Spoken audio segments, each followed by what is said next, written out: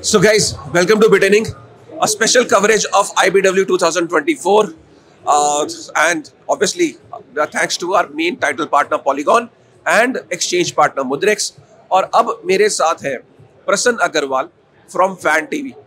जैसे कि हम सब जानते हैं कि YouTube एक ऐसा प्लेटफॉर्म है जिसने कंटेंट क्रिएशन की गेम को चेंज किया।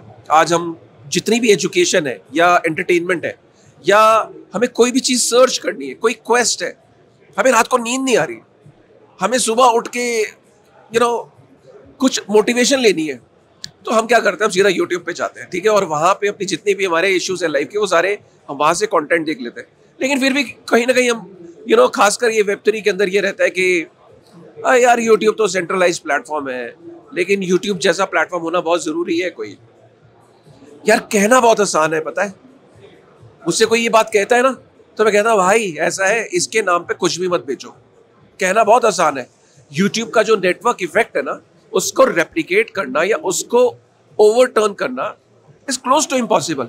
बट यार एक बंदा है जिसने कहा ठीक है I accept that and he will genuinely accept that, but he said still let me try, और वो बंदा हमारे बीच में है, राइट।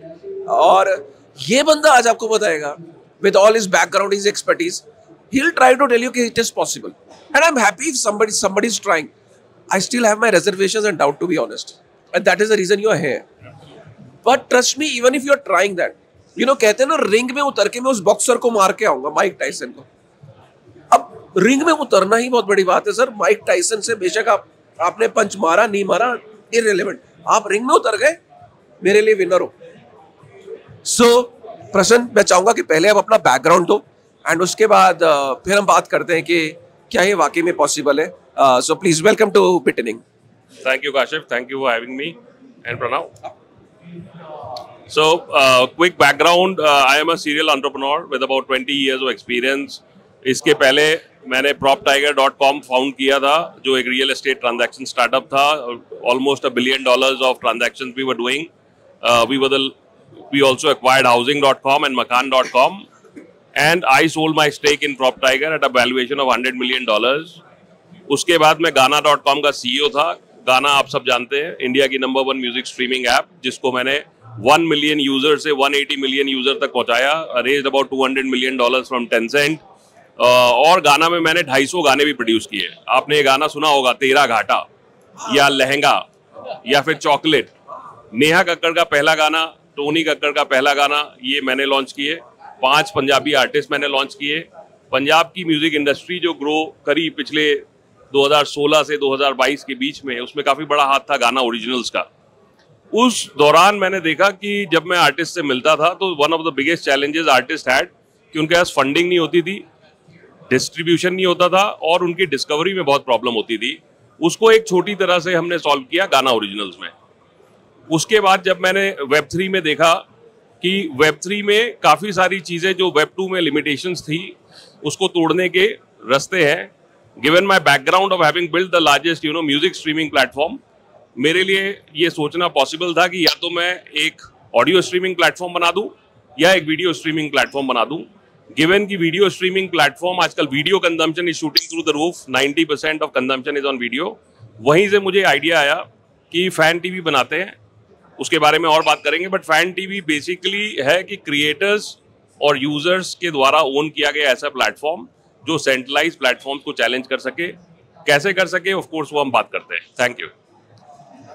मैं एक आपसे स्पेसिफिक क्वेश्चन पूछता हूँ रिगार्डिंग फैन टीवी, क्योंकि आप जब Web3 में घुसे तो मैं एक चीज आपको the thing is that social fi is one of the toughest problems to solve in Web3।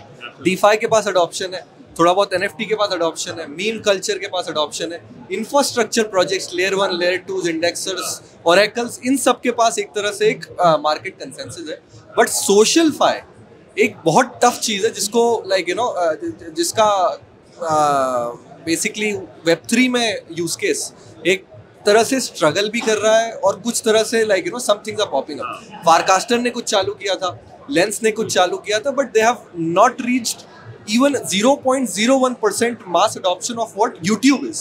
So why did you choose SocialFi as your first problem to solve in Web3, first of all ये question, और कैसे आप YouTube के level की like you know mass adoption और उस level की attraction को Web3 के जरिए फैन टीवी पे लाएंगे? ये बहुत बड़ा सवाल है, इनफैक्ट ये ऑडियंस भी सुनना चाहिए। नहीं बिल्कुल। सी मेरे हिसाब से जैसे इंटरनेट था वो पूरे ग्लोब में क्यों फैला, क्यों इसलिए फैला क्योंकि उसने डेली यूज केसेस सॉल्व किए। जो लोग हैं उनको डेली यूज केसेस की ऐप चाहिए होती है, चाहे वो एंटरटेनमेंट हो, वीडियो देखना हो, शॉपिंग करना हो, खाना मंगाना हो, एटसेट्रा एटसेट्रा। तो जब तक आप डेली यूज केस सॉल्व नहीं करेंगे, अगर आप सिर्फ डीफाई सॉल्व करेंगे तो आपको कभी मास अडॉप्शन नहीं मिलेगा। आप देखिए कि किसी भी डीफाई ऐप में 10 मिलियन यूजर होता है, यूट्यूब में 600 मिलियन यूजर है। तो सबसे पहली चीज है कि डेली यूज केस सॉल्व करना पड़ेगा अगर क्रिप्टो को मास अडॉप्शन की तरफ जाना है। सेकेंडली, सबसे बड़ी चीज जो सोशल में है वो है कि आपको ऐप बनानी है जिसमें कि यूजर आके एंटरटेन हो सके। जितने भी क्रिप्टो के वेब3 प्लेटफॉर्म बने उन्होंने कंटेंट को पीछे छोड़ दिया। आप गाना देख रहे हैं, नीचे क्रिप्टो का कंटेंट आ गया, उसके नीचे किसी ने कहा बिटकॉइन खरीद लो, उसके नीचे किसी ने कहा कुछ और खरीद लो। यूजर आ रहा है एंटरटेनमेंट के लिए, तो सबसे पहले आपको डेली यूज केस सॉल्व करना है। वो आ रहा है फैन टीवी पे एंटरटेनमेंट के लिए। सो कंटेंट इज किंग जिसको कहते हैं। तो हमने हरदम फोकस किया कि कंटेंट पहले तो हमने म्यूजिक से शुरू किया, उसके बाद हमने बाकी कैटेगरीज ऐड करी। जितने भी बाकी प्लेटफॉर्म्स आप कह रहे हैं वो सारे के सारे क्रिप्टो सेंट्रिक है। अब उनको ये समझना पड़ेगा कि चाहे मैं Web3 का यूजर हूँ पर मैं एंटरटेनमेंट के लिए वीडियो फिर भी कॉमेडी की देखता हूँ। ऐसा नहीं कि मैं पूरे दिन जो है Web3 के वीडियो देख रहा हूँ। तो ये जो प्रॉब्लम है ना तो ये फारकास्टर ने सॉल्व करी, ना लेंस ने सॉल्व करी। कंटेंट पे फोकस नहीं किया, क्रिएटर पे फोकस नहीं किया, वो भी क्रिप्टो के फंडों पे लग गए कि भाई 1 रुपए के 10 रुपए कैसे करने हैं। तो मेरे हिसाब से आपको पहले यूजर को एंटरटेनमेंट देना है, आपको उसको अच्छा कंटेंट स्ट्रैटेजीज, बिजनेस स्ट्रैटेजीज को मैं कहता हूँ। तो हमने कंटेंट पे फोकस किया। हम अकेले प्लेटफॉर्म है जिसपे हर यूजर अभी भी 90 minute user spends on the platform पर यूजर पर मंथ। गाना में ये जो था वो था करीब 180 मिनट।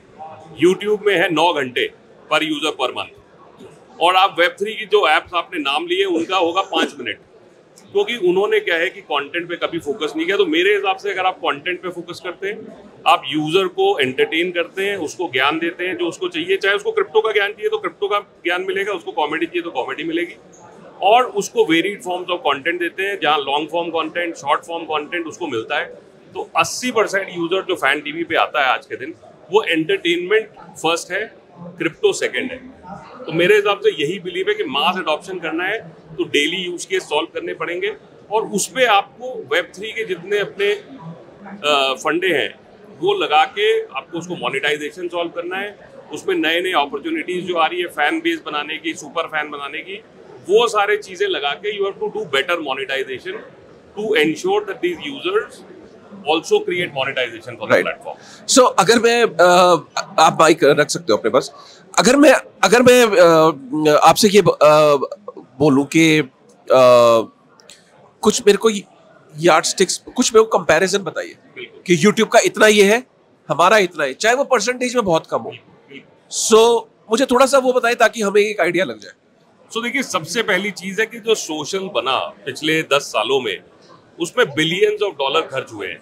अब ये सोचना कि यूजर आप टोकन देंगे और यूजर आ जाएगा और लाइन लग जाएगी, ये यही है कि यूजर जो टोकन के लिए आता है वो टोकन के लिए जाता है, यही मैं बोलता हूँ। तो आपने प्रोजेक्ट बना दिया, आपको टोकन दे दिया, यूजर आ गया आपके पास, कल भैया ने बना दिया तो भैया के पास चला गया, यही चलता रहता है। सो आपको क्या करना है कि basically you have to build products, you don't have to build a token story here. तो सबसे पहली चीज है कि आपको एक प्रोडक्ट बनाना है जो हम कोशिश कर रहे हैं। सेकंड पॉइंट है कि YouTube में क्या प्रॉब्लम्स है। YouTube में सबसे बड़ी प्रॉब्लम है डिस्कवरी की, कि जो नया आर्टिस्ट आता है, आप देखिए कि पिछले 10 सालों में बहुत कम ऐसे आर्टिस्ट हैं जो पहले 100 बनते थे, अब 10 बनते हैं, अब एक आर्टिस्ट निकलता है YouTube से। द रीजन इज कि जो एल्गोरिथम्स है वो इतने स्क्यूड होते हैं कि 90% जो व्यू होता है वो 10% क्रिएटर को जाता है। तो सबसे पहले हमको करना है decentralization of discovery and decentralization of views, जिसमें आप नए नए एल्गोरिथम्स बनाते हैं जिससे कम्युनिटी पावर्ड डिस्कवरी हो सके। उसके बाद आप उसको नेक्स्ट स्टेप पे ले जाओगे कि डिस्कवरी हो गई तो आप उसकी डिस्ट्रीब्यूशन कैसे बढ़ा सकते हो। तो जो 10 बड़े आर्टिस्ट है उसकी जगह 500 बड़े आर्टिस्ट बन सकते हैं। तो जैसे जैसे क्रिएटर का जो आपका बेस बढ़ेगा तो आप व्यूज को बेसिकली एकदम से गिरा देता है यूट्यूब बियॉन्ड 10% ऑफ क्रिएटर्स। आप उसको थोड़ा सा और नॉर्मलाइज करते हैं, ये पहली चीज़। दूसरी चीज़, आप यूट्यूब से डे ज़ीरो पे कम्पीट नहीं कर सकते। ये एक बहुत ही बड़ी गलती होगी अगर एक प्लेटफॉर्म है जो यूट्यूब से लड़ना चाहता है। सबसे पहले आप क्रिएटर्स की प्रॉब्लम समझें, आप क्रिएटर्स की प्रॉब्लम सॉल्व करें, आप कम्युनिटी बनाएं। आज हम गर्व से कहते हैं हमारे 6 मिलियन यूजर्स हैं अपने प्लेटफॉर्म पे। यूट्यूब के 600 मिलियन यूजर हैं, तो आप वो कंपैरिजन देखेंगे तो अभी हम 6% पे हैं यूट्यूब के, बट वो कंपैरिजन गलत है। हम मोनेटाइजेशन दे रहे हैं डे ज़ीरो से, हम 90% रेवेन्यू शेयर दे रहे हैं क्रिएटर को। सेकेंडली, प्लेटफॉर्म जैसे इंस्टाग्राम भी है, उनमें आपको रेवेन्यू शेयर भी नहीं मिलता है। तो ये सारी नई चीज़ें क्रिएटर को मिल रही है। प्लेटफॉर्म तभी बड़ा होगा जब क्रिएटर उसके साथ चलेंगे। प्लेटफॉर्म के बाद इतने पैसे नहीं होते कि वो खर्च कर करके बड़ा होता जाए। तो सबसे पहले आपको सॉल्व करना है कि क्रिएटर आपसे खुश हैं। क्रिएटर बोल रहे हैं कि आप यूट्यूब से बेटर हैं क्योंकि व्यूज़ बेटर दे रहे हैं, आप मोनेटाइजेशन बेटर दे रहे हैं आप, और धीरे धीरे क्रिएटर जैसे जैसे ये चीज़ें बोलने लगेंगे, ज़्यादा यूज़र जुड़ने लगेंगे और कम्युनिटी बड़ी होने लगेगी। तीसरी चीज़ है एंगेजमेंट। एंगेजमेंट पे मैंने पहले बता दिया कि हमारा 90 मिनट पर यूज़र पर मंथ है, यूट्यूब का करीब करीब 9 घंटे है। तो we are close to about 20%, and I think as the depth of content increases, variety of content increases, we should be able to get to about 5-6 hours per user per month. बहुत interesting आपने approach बताई अपने platform को बनाने की। Basically आप जो बाकी प्लेटफॉर्म्स की तरह सिक्कों पे फोकस नहीं कर रहे हो, इंसेंटिव्स पे फोकस है, पर मतलब सिक्कों के रूप में, टोकन्स के रूप में फोकस नहीं है, एयर ड्रॉप हंटिंग के रूप में फोकस नहीं है, but rather you are focusing on content. और इसलिए you think that is the approach to get mass adoption. ये बहुत इंटरेस्टिंग तरीका है। पर मैं आपसे ये पूछना चाहता हूँ कि इसी प्लेटफॉर्म को बनाने के लिए why did you choose a blockchain, और स्पेसिफिकली सुई को क्यों चुना? क्योंकि onboarding for a content creator या फिर content consumer on blockchain is really tough. तो ये दो टफ प्रॉब्लम्स, एक तो यूट्यूब टाइप के मैसिव प्लेटफॉर्म से लड़ना, प्लस ब्लॉकचेन का यूज करके उससे लड़ना, क्यों आपने ऐसा चूज किया? Why was the reason to choose blockchain and specifically Sui as a blockchain to solve this content specific problem that you're working on? No, absolutely. See, इसमें दो तीन चीजें हैं. First thing is that blockchain as a concept, which is decentralization, as I talked about, कि views decentralize होना चाहिए, discovery decentralize होना चाहिए. ये decentralization अपने आप में एक thought process है, एक thought leadership है जिसको हम pursue करते हैं. अब उसको जब हम परस्यू करते हैं तो हमको एक लेजर चाहिए होता है जिसमें हम अपनी इंटेंट को लिखते हैं कि हाँ भाई जो हम बोल रहे हैं वो हम करते भी हैं। और क्योंकि सोशल प्लेटफॉर्म इतनी स्पीड पे बढ़ता है, हमारे ऑलमोस्ट 6 मिलियन यूजर हैं, हम 25% वॉलेट जो सुई के ब्लॉकचेन पे है वो हमारे हैं, all real users, all verified users, no bot. उसके लिए हमको एक ऐसी ब्लॉकचेन चाहिए थी जो बहुत फास्ट हो और जो बहुत चीप हो और जो hundreds of millions of transaction की स्केल झेल सके। वो उस पर सुई बहुत खरा उतरा। एंड जब मैं उनके फाउंडर से भी मिला, उनका फोकस भी मास एडॉप्शन को लेके बहुत स्ट्रांग है। और मेरे हिसाब से जब ब्लॉकचेन का फोकस और हमारे जैसे फाउंडर्स का फोकस स्ट्रांग होगा तभी मास एडॉप्शन होगा, इसलिए सुई ब्लॉकचेन को चूज किया। सो प्रश्न लास्ट में फिर वही वाली बात आ जाती है कि हम अल्टीमेटली तो इस पे प्ले कर रहे हैं ना कि इंसेंटिव है।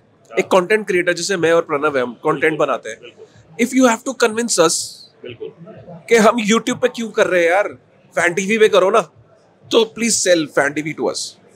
नहीं, बहुत अच्छा क्वेश्चन है। ऑलरेडी हमारे 75,000 क्रिएटर्स हैं प्लेटफॉर्म पे, वेब 2 क्रिएटर्स भी हैं, वेब 3 क्रिएटर्स भी हैं।